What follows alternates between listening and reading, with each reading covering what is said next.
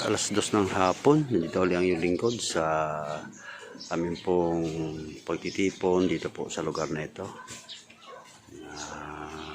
Pakapresko po ang lugar dahil po ito po ay mayroong irrigation dyan sa tabi.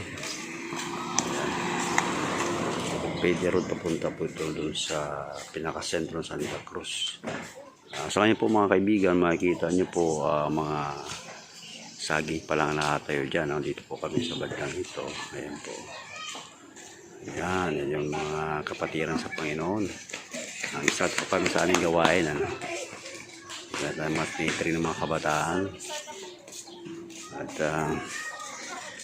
sa darating po na at prayer, mga start po dito ng construction. At mapasimula po dito ang church building. Kaya, sige, tuloy ko mamaya. Mga kaibigan, mga kauragon, salamat sa pagdating pang support sa akin. Sasakay kami kasi nga sila yung dito.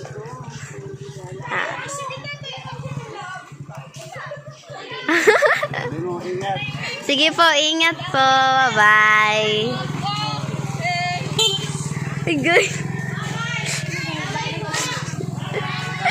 Yan guys, ano kami guys, maglalakad kami guys for today's video. Ay.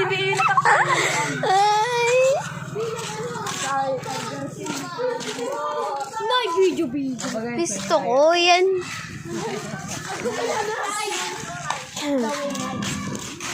Parang hindi ako magpapamayaring isa lang. Istorya sila kayo. Sino? Ang dinara. Ay, sila kung hiningi. Wala kang problema. Pero sabi mo yun. Lang ribo kaya. Yan guys, let's go. Yung Divine Word Christian Binangonan.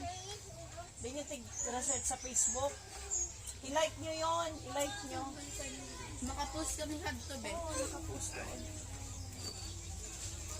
Si Tatayo. Andito po ang dalawang senior.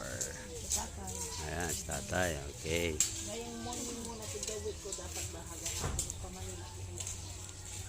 Ito po kami ngayon, yung mga dadalo po sa nagsabi kong pagtitipon dito po sa lugar na ito. Maybe next month, karoon na po dito ng church building, sa biyaya ni Lord. Mayroon pong tutulong, yung talagang gawain ng Panginoon. Pag nakita ni Lord ang puso natin, nakikita niya ang ating pangangailangan. Ayan. Po, ito na sila. O di na magparawin ka, patay na yun na cellphone. Start na kita. Okay. Dito po sa Pilipini Pastor, dito na po.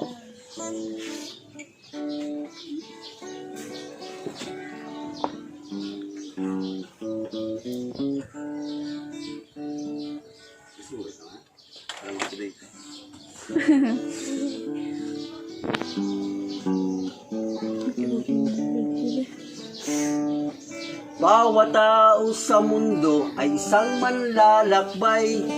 Sa landas na kung tawagin natin ay buhay. At maraming taong nahuhulog sa hukay, pagkat sila'y mga bulag at walang umaakay. Bawat tao sa mundo ay isang manlalakbay. Bawat Kristiyano ay dapat maging gabay. At maraming taong patuloy na natatangay ng makamundong buhay na patungo sa hukay.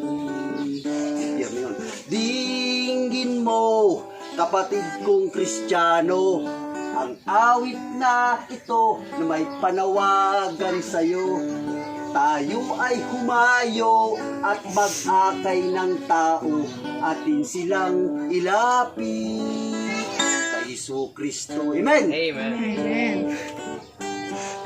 Awit na ito ay isang panawagan sa bawat Kristiyano dito sa ating bayan, Libon.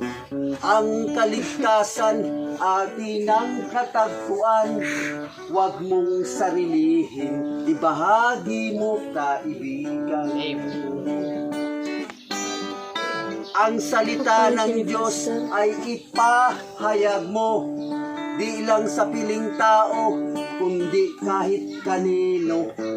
Huwag mong ikatakot o ikahiya ito, pagkat kapangyarihan niya ay nasa sayo. Amen! Amen! Si Jesus ang liwanag ng buhay, at bawat Kristiyano ay dapat magpatunay.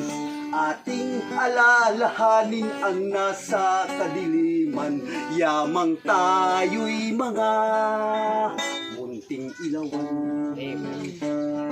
Si Jesus ang liwanag ng buhay, at bawat Kristiyano ay dapat magpatunay. Ating alalahanin ang nasa kadiliman, yamang tayo'y mga munting ilawan. Munting ilawan ng sanlibutan, si Jesus sa atin ay nananawagan. Pagningasin natin, mga munting ilawan, si Jesus sa atin ay nananawagan. Amen! Amen.